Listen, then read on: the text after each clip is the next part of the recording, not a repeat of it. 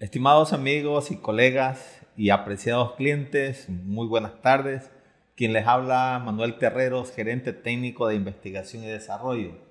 Me han dado el privilegio de ser partícipe de este nuevo podcast y además del privilegio también de conversar con la doctora Sonia Mendoza. Ella es un buen referente en la avicultura, ya que aparte de ser catedrática, pues ha trabajado en investigación, es gerente de laboratorio Nova Gestión, donde evalúa productos también. Y doctora, bienvenida a este podcast. Muchas gracias, Manuel. Muchas gracias a Biobat por la confianza siempre depositada en mí. Uno de los lazos que tengo directamente con esta empresa, pues fue la empresa que me sacó de la investigación y me trajo a este mundo de la producción. Gracias nuevamente.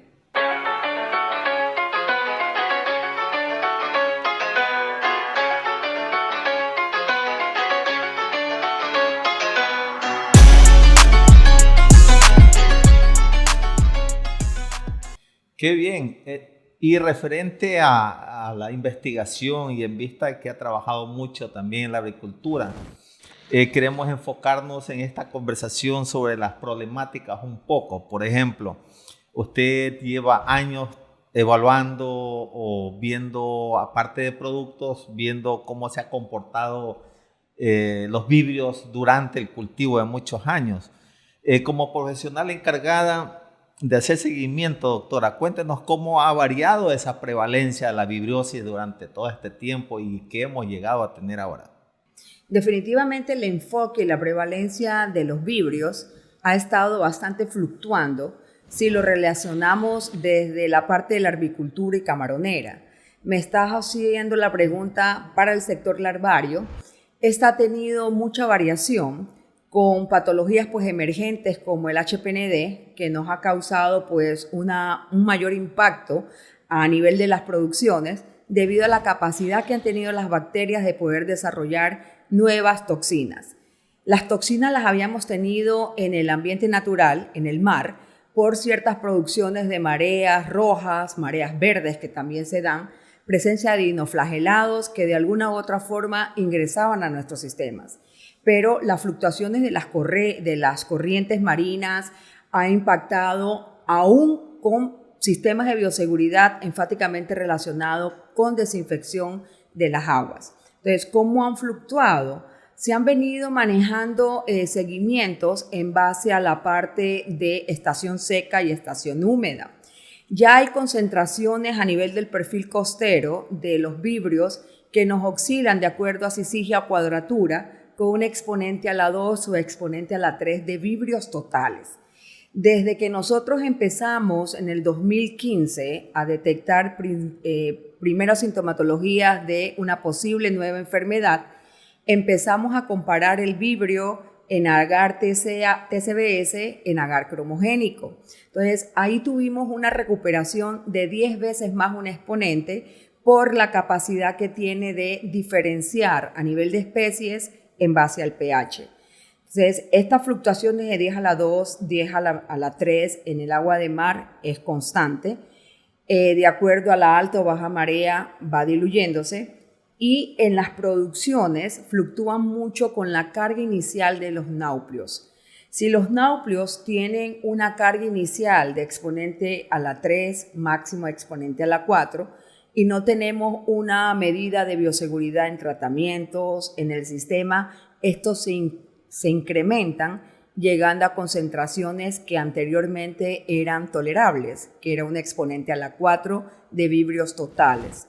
Sin embargo, ya ahora un exponente a la 4 no nos da mucho tiempo de respuesta si lo unimos con un nuevo protagonista, que son las pseudomonas. Entonces, las fluctuaciones van variando de acuerdo a sistemas de bioseguridad y desinfección, concentración de bacterias de este género y otros en las algas.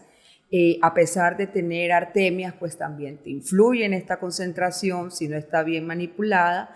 Y sobre todo, recordemos que la parte de un laboratorio de larvas, cada tanque es un reservorio, es como un banco, donde se va acumulando y se van deteriorando muchas condiciones incluso de manejo, que me va a incrementar esto. Entonces, las fluctuaciones se dan diferencialmente de a base a densidad, manejo, sistemas de bioseguridad del agua y sobre todo qué tan eficiente soy con mi primer alimento, en este caso las algas.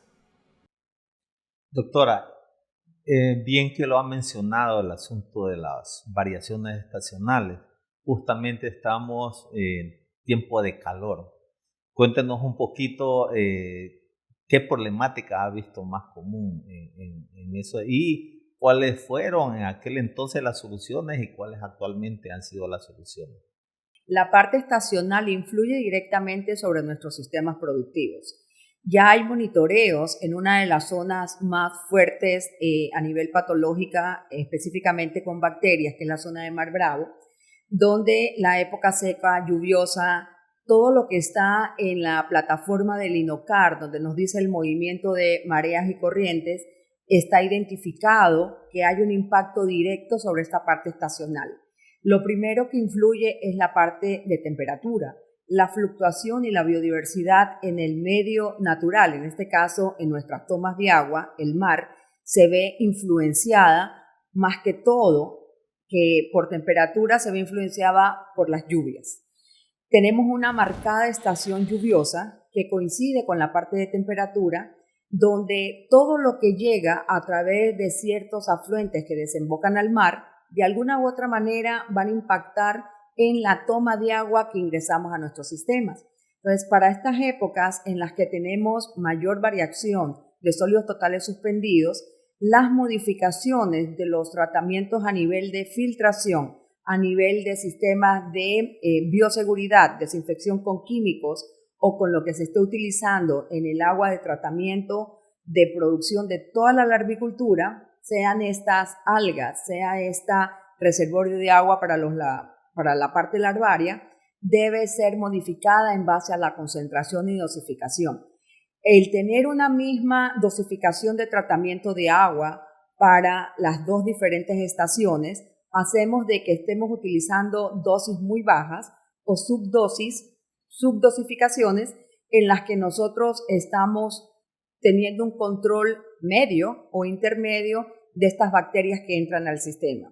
Entonces, si hay una variación, debemos tomar enfoques, medidas en estas épocas para verificar con una carga bacteriana si la concentración que usamos para la desinfección es la adecuada. Y esto, tratar de que en el momento de fluctuaciones o máximos aguajes, tratar de que aunque tengamos puntas enterradas en la arena, estamos removiendo la parte de sólidos que pueden ser visiblemente observados en los sistemas. Pero estos, a nivel de ciertas corrientes o ciertos ductos subterráneos, pueden estar influenciando, incluso variando la salinidad o variando la predisposición de ciertos minerales que nos modifican, ya sea factores que van a repercutir en nuestro sistema de producción. Entonces, enfáticamente la parte estacional influye, temperatura, salinidad, así como la parte de la luna. Siempre que comento eso del ritmo circadiano y lo relaciono con las fluctuaciones oceánicas o de marea con respecto a la carga bacteriana, suena risorio, nos da muchas veces risa, pero impacta directamente en estas fluctuaciones cíclicas que tenemos en la presencia o recuperación de cierta carga bacteriana. Incluso con animales domesticados, como es la parte de maduración, indirectamente, así tengamos una desinfección de los núcleos, vemos que hay un ligero incremento que coinciden con estas fluctuaciones de marea, con estas fluctuaciones de luna, donde debemos recapitular de que la toma de agua que ingresa hacia las maduraciones, la gran mayoría es directa. Tratan de mantener directa los que tienen sistemas de recirculación, pues pueden romper esta dependencia que te causa algún impacto del ambiente natural por condiciones estacionales. Bien, doctora, como usted nos indica, en cierta manera hemos hecho un seguimiento bacteriológico en la agua de mar, en ciertos reservorios de ciertas lariculturas, y hemos encontrado desde ya una carga alta. También hemos visto que se usan muchos protocolos de corrección, digamos un ácido orgánico o otras variables para combatir este tipo de problemas. Pero, ¿qué opina usted al respecto sobre la dosificación y eficiencia de estos productos? En todo lo que es la parte de producción larvaria, tenemos varios departamentos, ¿verdad? Entonces, yo diría que las dosificaciones van a ir de acuerdo a la carga propia de cada laboratorio. Si bien es cierto, yo puedo tomar un producto que me lo comercializan diferentes empresas, debo ajustarlo y adaptarlo a mi sistema. Por ejemplo, si nosotros hablamos de las algas, que para mí es el principal alimento, hemos recuperado nuevamente las dosificaciones altas para que el animal tenga un alimento de alto nivel, igual que el acompañamiento del peletizado. Sin embargo, en esta utilización de medios nutritivos tan ricos como el medio F-Gillard, que me da una fuente nutritiva para una diversidad de bacterias, debo tener una enfática concentración de que mis cultivos masivos, que va a ser lo primero que va a ingresar en un laboratorio donde entra un bebé en estadio de nauplio, tenga una baja carga bacteriana. Comentó usted varios productos. Específicamente, a pesar de todas las desinfecciones y todas las medidas que se tienen en la agricultura, cuando se llega a la parte masiva de una producción de algas, ya deberíamos tener cubiertas los tanques masivos, porque la brisa marina también me provee sobre esta superficie, sobre ese cultivo, una posible carga que va a traer ciertas partículas y llegan a este sistema rico.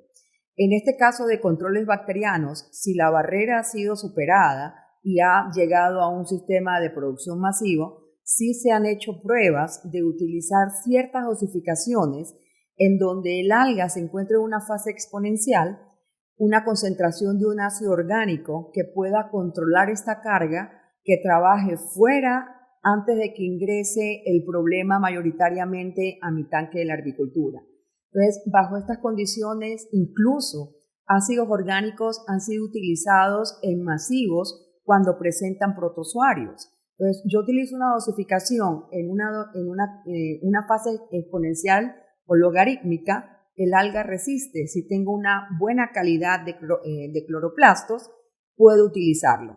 Pero ¿qué sucede? Este consejo también puede ser un arma de doble filo, porque si la célula en la parte que va a ser ya alimentada al tanque de la agricultura presenta todo este esquema de diferentes géneros y especies bacterianas y se encuentra en una mala calidad celular o en una concentración muy baja, que es lo que en algunos casos se puede visualizar, no va a soportar que esta ayuda profiláctica sea efectiva. También podemos utilizar en este sistema problemático que me da mayor nutrición para estas bacterias que pueden volverse patógenas, la utilización de cepas probióticas, donde por medio antagónico puedan también estar combatiendo este problema antes de que lleguen de manera masiva a los tanques de la agricultura. Pues toda la medida de producción podemos nosotros irla controlando. A medida que va avanzando el cultivo del laboratorio y va entrando ya a una poslarva, estadios superiores, si bien es cierto, incrementa los recambios de agua, el efecto de dilución de este problema bacteriano se ve y se evidencia como una estrategia positiva. También nosotros debemos considerar de que es cada vez mayor el desperdicio.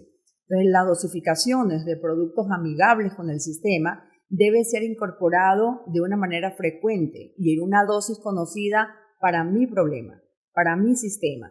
No puedo generalizarlo o establecer un protocolo que no haya sido validado en base a una recuperación en supervivencia, que es lo que me habla de un manejo eficiente y exitoso, en este caso en una larvicultura, o tener controles cuando pierdo, en este momento se dañó un blower, o se me subió la temperatura, hubo un proceso de estrés en el tanque de larva, debo conocer productos, dosis, frecuencias en las que puedo remediar sin evitar una pérdida masiva del tanque. Entonces, cada sistema productivo, dígase cada laboratorio, debe conocer los diferentes puntos críticos y conocer qué tipo de productos estratégicamente pueden ser incorporados en el momento en que tenga un tipo de problemática bacteriana. Doctora, y como bien acaba de mencionar respecto al uso de insumos o productos para hacer control de vibrios, hemos visto que en muchas pruebas en MIC hay ciertos insumos que controlan vibrios a concentraciones de 2000, 3000 ppm. Sin embargo, para las pseudomonas a veces se duplica la concentración de ese insumo. ¿Qué significa eso? Que en el transcurso del uso de estos insumos lo que estamos haciendo es permitiendo que prevalezcan más las pseudomonas sobre los vibrios. ¿Qué opinión tiene usted respecto a eso? La selectividad de producción de ciertos productos que están en el mercado, en este caso acuícola, algunos han venido de otras industrias, agrícola, ganadera, avícola más que todo, y se las ha utilizado en producción. En engorde, esas concentraciones que nos dan en respuesta de 3000, 2000 ppm para vibrios está muy generalizado con el común denominador de productos que se expenden. Este caso particular, como usted bien mencionó, el desarrollo va enfocado a vibrios porque ha sido nuestro mayor problema. Sin embargo, al tener un desplazamiento de una bacteria en particular, hemos dado cabida a que las pseudomonas cada vez se adapten y se acoplen a salinidades, es un principal factor en la que antes no los encontrábamos. Estaban consideradas antes como persistentes en agua dulce, ahora la adaptación está en concentración de agua salada también. Entonces, es muy importante cuando tengo alguna problemática bacteriana diferenciar el tipo de bacterias que tengo en mi sistema. Segundo, validar los productos que quiero implementar dentro de mi protocolo y determinar cuál es la concentración mínima enfocado a control bacteriano y sobre todo a la parte de costo que pueda ser eficiente en una homeostasis a nivel bacteriano de mi sistema. Sin embargo, cuando nosotros comparamos la concentración de efectividad de un MIC de 3000 ppm o en algunos casos superior con este pseudomona fluorescens que hemos aislado en la parte de los laboratorios, debo pensar de que la textura o la capacidad que tienen estos productos son muy lacerantes para aplicar en estadios iniciales de náuplios o de SOEA. Entonces, estos resultados, para poder tener un efecto o aplicación de extrapolación del MIC in vitro hacia un laboratorio de larvas, hemos visto en base a prueba y error con resultados de salud o de sanidad larvario que le restamos o lo dividimos para 1000, ¿verdad? Entonces significa que si es 3000, esto que se usa en engorde, específicamente a nivel del alimento balanceado, lo divido para 1000 y son 3 ppm por cada tonelada, donde hemos visto que controla la parte de la carga bacteriana, no daña o lacera la parte externa del exoesqueleto de animales tan frágiles como una zoea, y hemos podido tener un control de esta fluctuación de diferentes bacterias que causan patologías. Específicamente en estos estadios de zoea, donde por descuido, muchas veces por no control de la carga bacteriana inicial del nauplio, hemos vuelto a ver la presencia del síndrome de bolitas y el síndrome de zoea causada pues, por Vibrio harbelli y Vibrio vulnificus particularmente. Entonces, es muy importante tratar de dosificar y ver no tanto la dosis, sino la frecuencia en la que debo aplicar para mantener atenuadas y controladas estas bacterias que están esperando cualquier ventaja que nos descuidemos para ellas volverse patógenas. Ok. Entonces, bueno, la carga siempre va a existir, lo ideal es mantenerla baja en todo caso. Ahora, respecto a eso, sabemos que los vibrios normalmente forman biofilm, al igual que las pseudomonas. Por eso en la actualidad muchos están haciendo las transferencias desde MISIS, de MISIS 2. ¿Qué opina usted al respecto, doctora, en esas transferencias que se hacen? Antes de tocar la parte de la transferencia, la capacidad que han tenido las bacterias de volverse mucho más fuertes mediante la formación de biofilm, ha dejado sin capacidad de trabajar a ciertos productos. Una de las mediciones que también se realiza a más del MIC, de buscar esa concentración, es buscar la capacidad de romper el quorum sensing de estas bacterias, evitando que formen este biofilm.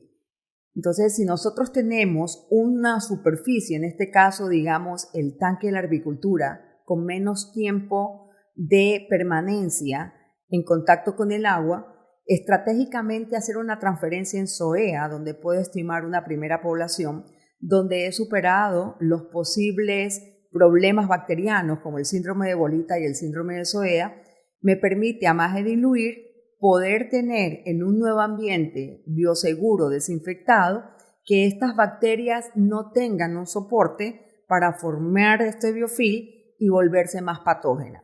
Entonces, desde el punto de vista particular, me parece una estrategia interesante para controlar la parte bacteriana. Otra parte de la estrategia es que puedo utilizar más veces un mismo tanque, lo que me proyecta a poder tener más cosechas, lo mismo que se aplica en engorde, en un sistema de la arboricultura. Y esto a la larga pues me va a permitir tener una mayor recuperación en productiva, se podría decir que se ve en la parte de rentabilidad en un laboratorio de larvas. He visto varios laboratorios, no está generalizado, en el que me parecía un poco raro de que hicieran estas transferencias en SOEA o en MISIS. Pero después de ver los resultados a nivel de incremento de la supervivencia y con menos estrategia profiláctica desde el punto de vista de su protocolo, definitivamente lo que funciona debe implementarse e instaurarse como una metodología de rutina. Entonces, si lo puede hacer, si lo puede controlar sin causar un deterioro a nivel de la salud o de la parte morfológica de los animales, pues sí me parece que es una muy buena estrategia para poder tener resultados exitosos. Bien, un poco nos hemos enfocado en la salud, ¿sí? Desde el punto de vista de usar inhibidores de quorum sensing o ácidos orgánicos. También sería bueno tratar o relacionar los productos, ya sea probióticos o los biorremediadores de agua. Cuéntenos su experiencia en el respecto, doctora. Desde el punto de vista de experiencia, tengo algunos años en esto y curiosamente el enfoque de la biorremediación la aplico desde hace muchos años atrás en la parte de la agricultura, desde el año 2000, donde empecé pues a probar un producto enzimático que era efectivamente un biodegradador de materia orgánica en piscinas camaroneras. Usted debe conocerlo muy bien el producto y lo empezamos a aplicar en una relación de 1 o 2 ml de manera rutinaria en un sistema de producción larvaria. ¿Cuál es la ventaja que me da a que todo el desperdicio sea remineralizado, sea disminuido y sea reutilizado como parte del sistema? Sabemos que las bacterias buenas son las que me van a permitir de que todos estos desperdicios sean vueltos como un beneficio a mi larva en este caso. No podemos tener una producción larvaria, así tengamos la mejor desinfección, los mejores filtros, la mejor inyección de oxígeno, si no tenemos un control de estos desperdicios. Entonces, probióticos biorremediadores o probióticos antagónicos contra cepas patógenas deben ser incluidos dentro de nuestro sistema productivo para que la columna de agua esté limpia. Mientras mi columna de agua esté limpia y todos los desperdicios estén remineralizados, yo tengo mayor ventaja y beneficio para poder tratar al animal. Un animal en un ambiente sano, definitivamente vamos a tener una mejor salud. Y una mejor salud se recupera en menos uso de profilácticos, menos gastos a nivel de tratar de salvar una larva.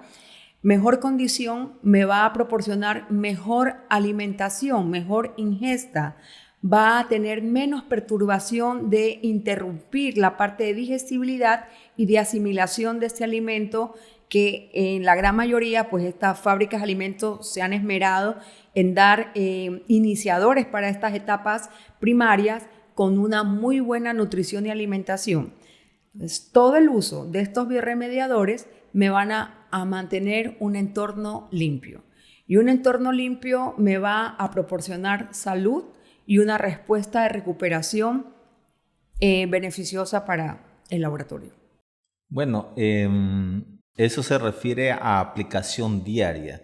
¿Y cuándo se ha dado el caso de aplicar 2 veces al día un probiótico o un bioremediador?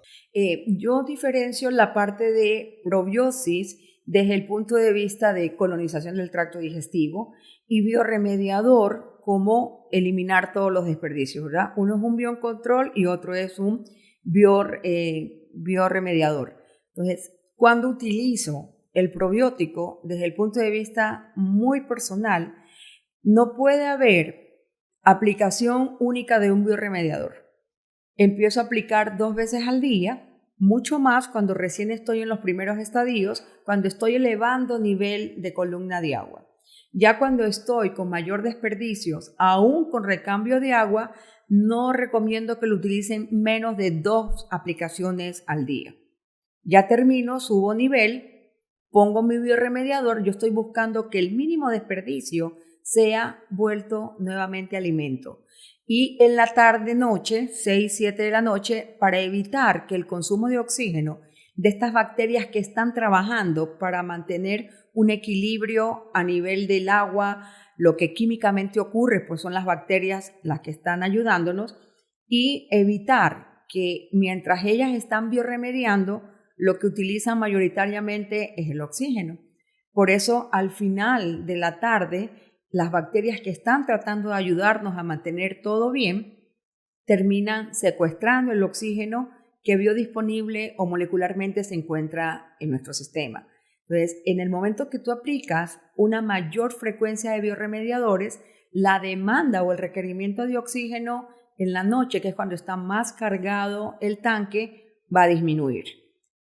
Por supuesto, si tú tienes una inyección de oxígeno en un sistema, las bacterias que van a estar ahí aplicándose van a trabajar con una menor velocidad porque no va a haber mucho deterioro del ambiente. El oxígeno, igual que el agua, es vida y eso te asegura un resultado bueno. Bueno, doctora, continuando con la línea de la salud del camarón, algo que no es muy recurrente, a veces se ha visto casos de larvas azules por larvas de apariencia azul. Hay muchos criterios al respecto, a algunos no les ha afectado mucho, a otros sí, incluso se ha visto problemas en la misma precría. Cuéntanos su experiencia respecto a eso y cómo ha logrado un poco controlar eso. Hay varias versiones y cada cual tiene su versión por experiencia propia. Sin embargo, ¿qué dicen los estudiosos? Siempre hay que tomar en consideración qué investigan, bajo qué efecto, qué condiciones ellos han tomado para dar una respuesta. Entonces, tenemos lo que dicen de que es un estrés, es una alteración del sistema inmunológico, que está relacionado en algunos casos con deficiencia de oxígeno. Si nosotros hablamos el oxígeno a través de la hemolinfa, está dada por la molécula del cobre, donde la hemocianina me está expresando este color que conocemos de manera normal. Un polvo de cobre está siempre azul o celeste y esa es la parte que se exterioriza específicamente en el animal. En la larva es mucho más visible. Entonces, si a mí me preguntan, mi apreciación o mi inclinación es hacia ese lado de que algo está afectando el sistema inmunológico. Y ese algo, cuando tenemos deficiencia, solamente tuberías con perforaciones o no tenemos nanoburbujas o no tenemos inyectores de oxígeno o no hay una frecuencia o costumbre de utilizar biodegradadores porque no lo necesito, yo veo el agua limpia, este problema de oxígeno se ve en un color de larvas azuladas. Aquí hay algo que puntualizar. Cuando nosotros vemos esto, yo he podido escuchar compradores de larvas que dice, tienes la enfermedad de la larva azul. En este caso, hemos visto que inyectando oxígeno, este color se revierte y volvemos a tener una larva transparente. Entonces, lo que sí trato de mentalizar es, miremos la puerta hacia adentro. ¿Qué está fallando en mi sistema? Si es el oxígeno, inyectar oxígeno y evitar de buscar enfermedades donde no hay o no las queremos que existan. Y la otra, pues algunos están relacionando con presencia de pseudomonas, que eso ya me parece mucho más curioso, porque yo tengo un lema que digo, lo que se busca se encuentra. Las bacterias de todos los géneros están en el mar, están en nuestro tanque de la arboricultura, están en la camaronera, en el suelo, en el animal, en todos lados, inclusive en el alimento balanceado. Entonces, si yo tengo un deterioro, una toxicidad silenciosa, como es el caso del amonio, que muchas veces no lo medimos o no lo tomamos en cuenta, o el nitrito, que también me puede producir esta respuesta de larvas azules. Entonces, yo no puedo pensar que son pseudomonas. Primero tengo que ver qué está faltando. Oxígeno. Si no es el oxígeno, ¿qué elemento químico me puede estar alterando esta respuesta de que el animal no se pone rojo, sino que se está poniendo celeste? Entonces, automáticamente yo pienso con oxígeno. Pero en el caso particular de las pseudomonas, lo que tú buscas encuentras. Si las condiciones no son las adecuadas, ellas dejan de ser facultativas para volverse patógenas. Entonces, siembras TCBS, siembras cromagar, siembras cetrimide o lo que tú quieras, todo vas a recuperar. Porque el animal está exteriorizando una respuesta fisiológica de algo que no le gusta. Entonces, hay la versión bacteriana y hay la versión inmunológica causada por algún estrés que se manifiesta primariamente por el oxígeno. Pero si no es el oxígeno, oye, el nitrito también necesita oxígeno para poder cumplir su ciclo.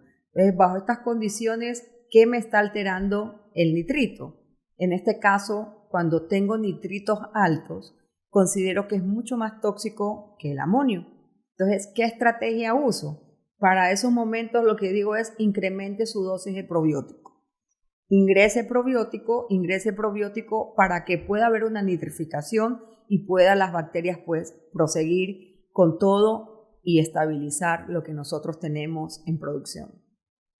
Doctora, y respecto a un tema importante también que hay que considerar, la disparidad de tallas. Sabemos que hay muchos factores y sobre todo que en engorde son los que se ven ya los resultados en sí. Cuéntenos su experiencia, cuál es la problemática o cuál ha sido la solución del caso. Dentro de un tanque de la arboricultura, si nosotros consideramos para llenar un tanque necesitamos 2 millones de náuplios.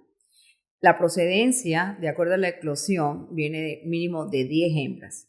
Aunque sea la misma población, es un afecto directo de su madre. ¿Qué considero yo que puede estar influenciando en esta disparidad de talla? Dos cosas. Uno es la biomasa de alimentación. La parte de sanidad permite que ciertos animales puedan ingerir o digerir un alimento con respecto a otros que se van quedando rezagados. Dos, si le veo el enfoque de salud, puede tener alguna perturbación a nivel de salud que impide que estos coman y va marcándose una diferencia.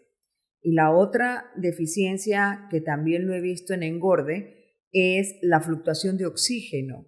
Pensamos que porque tenemos un movimiento de agua o un burbujeo, molecularmente tenemos la molécula de oxígeno biodisponible, pero tampoco es así. Entonces, ¿qué se ha tomado como experiencia? Hacer chayos, ¿verdad? Seleccionar, la larva chiquita se queda, la larva grande se va a la camaronera, pero aquí hay una influencia de que va a repercutir en una selección de la larva, el índice de masa muscular, donde si no tiene un índice de masa muscular no va a ser atractiva para llevármela a la camaronera. Pero ¿qué sucede cuando nosotros tenemos esto? ¿Cómo se está supliendo esto? Que me pareció una estrategia bastante interesante. Tratar desde la arboricultura de dar diferentes granulometrías, porque el porcentaje de paso de estadio a estadio es porcentual. No todos están pasando de manera porcentual al siguiente estadio superior. Doctora, frente a la problemática de la afectación de víbrios en la producción, específicamente en la agricultura y también en engorde, se han usado muchos protocolos correctivos. Cuéntenos su experiencia desde el punto de vista de control de víbrios, pero sin el uso de antibióticos. Sí, la verdad que con el antibiótico tuve mucha experiencia en el año 99-2000, cuando fuimos los reyes de los antibióticos frente a un problema viral. pues de la mancha blanca específicamente. Gracias a Dios, podríamos decir, Ecuador incursionó en una línea mucho más amigable, que fue el de sustituir estos antibióticos por productos como ácidos orgánicos, aceites esenciales y una lucha de microbios contra microbios, que fue la parte de la probiosis. Esto nos ha dado ventajas para poder controlar y otra vez armonizar el ambiente desde el punto de vista de la microbioma, de la biodiversidad, y tener unos sistemas de producción bastante estables y controlados. Ante el proceso genético que tienen las bacterias, en este caso la interferencia o la conjugación por medio de ciertos plásmidos, nos ha tocado apretar mucho más el uso de dosis en el caso específico de los ácidos orgánicos y aceites esenciales. A mí me gustan mucho. En la parte de la arboricultura, la frecuencia y la mezcla de ambos, tanto de un ácido orgánico como un aceite esencial, se potencializa su dosificación, su frecuencia y su resultado, dando pues un mejor control. Hay dosificaciones en las que he podido ensayar en que mezclar ácidos orgánicos, aceites esenciales y probióticos en un sistema larvario donde aplicamos directamente a la columna de agua, me ha permitido optimizar y usar la ventaja de los 3 mecanismos de acción que presenta cada uno de estos. Los probióticos, pues, antagónicamente pueden estar compitiendo contra estas cepas patógenas, los biodegradadores ayudando a que se acelere lo que normalmente podría pasar, y la parte del aceite esencial que elimina la parte de la pared celular, dándonos mayor biodisponibilidad para acceder a controlar estas bacterias patógenas, y la utilización de los ácidos orgánicos que se disocian dentro de las bacterias, evitando que ésta se metabolice por medio de los puentes de hidrógeno, también nos ha dado un arma y una herramienta para poderlas controlar. Enfáticamente no me gustan los productos que químicamente no son selectivos, te matan lo bueno y lo malo, hablando de ciertos productos químicos que se han incorporado con diferentes granulometrías en la parte larvaria. No se observan su granulometría a simple vista, sin embargo, pueden causar una obstrucción a nivel de las branquias de estos animales pequeños. Y lo otro, fluctuaciones en condiciones de pH que no tanto están perjudicando a la parte de la carga bacteriana, sino también desestabilizando a estos pequeños animales que subidas muy drásticas de pH de 4 puntos en algunas ocasiones pueden también conllevar a un deterioro en la parte de salud. Entonces, la aplicación de manera frecuente y en dosis recomendada puede utilizarlo. Hay una pregunta que me han realizado y me dicen, sí, pero si yo mezclo el ácido orgánico con el aceite esencial o con una bacteria, puedo tener una disminución en carga. ¿Qué es lo que se ha visto? Que la mayoría de bacterias probióticas son del género Bacillus. Estas tienen una doble pared que en cierta dosificación pueden tolerar concentraciones bajas de estos ácidos orgánicos. Los aceites esenciales son un poco más lacerantes por su capacidad efectiva. La gran mayoría viene de la industria humana hacia la industria acuícola particularmente, más utilizado pues en la aromaterapia. Todo el mundo quiere estar oliendo y percibiendo. Sin embargo, al colocar una gota de estos extractos vegetales, pueden incluso en nuestra piel causar un daño, una irritación bastante fuerte. Entonces, dosificaciones en estos estadios deben tener mucha precaución, porque en el momento en que vemos que hay este tipo de daños en nuestra piel, que es mucho más fuerte, podemos estar causando un deterioro también a nivel tisular de estas pequeñas larvas. Entonces, definitivamente, el uso de antibióticos no me gusta. Como dije, ya lo utilicé o lo utilizamos muchos años atrás. Hemos causado una selectividad de bacterias que están resistentes, incluso a antibióticos que no han sido utilizados en el sistema acuícola, que vienen incluso en algunas bacterias que de manera clínica llegan a estos restos del mar o por medio de arrastres de ríos, donde ya nos dan una selectividad natural en los sistemas donde nosotros estamos incorporando el agua. El enfoque del uso de antibiótico está restringido incluso por los metabolitos que causan y la residualidad aún en producto final terminado. Entonces me inclino mucho más por los productos amigables como ácidos orgánicos, aceites esenciales, probióticos, desde maduración, la arboricultura y mucho más en el engorde. Si nosotros vemos la parte del engorde, hay alimentos balanceados que tienen incorporado una dosis basal, ¿verdad? Los llaman alimentos medicados, pero son alimentos medicados con estos productos amigables con el ambiente. Ácidos orgánicos, aceites o probióticos. Algunos extra pellets tipo spray con baño en las pellets del alimento para ser incorporado posteriormente en la piscina. Entonces, estratégicamente esa dosis que te da la fábrica de alimento balanceado es basal, como lo menciono. Debes tener una concentración en la que tu sistema es el que demanda la dosis mínima en la que vas a controlar esa carga bacteriana independiente. Entonces, un producto estándar llega a un sistema que es diferente, así sea una piscina al lado del otro o un vecino con respecto al otro. Tu microbioma general, bueno o malo, está fluctuando. Así que estas dosificaciones deben ser evaluadas con manera recurrente y constante, incluso tomar animales de tu propio sistema, aislar tu bacteria de una manera frecuente y tratar de enfrentar estos productos que son amigables, pues, para poder controlar de una manera más rápida y efectiva. Una de las cosas que siempre recomiendo, mucho más en el engorde, es que estos productos funcionan, no causan residualidad, pero debes tener siempre una alternativa. Y esa alternativa, probarla en las 2 estaciones del año, tanto en época seca como en época lluviosa, para conocer dosificaciones, frecuencia. Muchas personas me preguntan sobre cuál sería mi estrategia o recomendación de cómo utilizar un ácido orgánico en engorde, por ejemplo. Siempre les digo que debe tener la concentración mínima inhibitoria considerando procesos de concentración de materia orgánica, sólidos totales suspendidos en la piscina, densidad. Entonces debes tener una dosificación constante de uso. Me gusta aplicarlo de manera corrida. Luego, en estadios que nosotros ya sabemos, mucho más se ve esto en engorde, donde a los 25 o 35 días tenemos lo que conocen como un evento, y luego a los 40, 45 días otro segundo evento.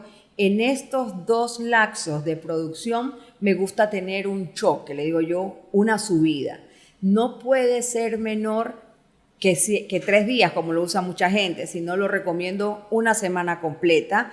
Ya paso lo que son los problemas considerados como evento, no lo va a eliminar porque los eventos, además de ser bacterianos, son virales. Entonces lo que hago es disminuir el impacto. Una vez que ya he controlado que las bacterias no superen o que no me causen un mayor impacto en el evento, vuelvo a la dosis basal y lo continúo de manera basal.